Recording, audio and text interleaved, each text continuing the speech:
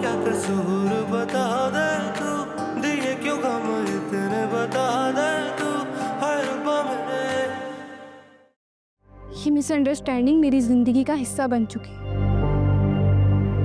तुम इस रिश्ते से पीछे हटना चाहते हो? थोड़ा वक्त मिल सकता है मुझे सोचने के लिए? तुमने ही बताया था ना कि उसके वालिद का इंतकाल हो गया। हाँ,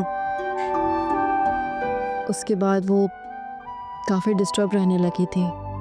थोड़ी देर मिल लेगी आके। हाँ, फिर उसके साथ हसन भी आएगा। तुम एक लंबा सा दस्तरखान सजा लोगी।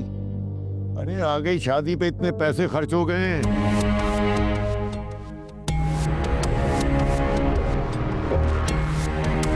भाई वो लोग अमेरिका में रहते हैं। जुबैर पढ़ा लिखा लड़का है, किसी चीज की कोई कमी नहीं है। वो क्यों तुम लोगों में रिश्ता करेंगी?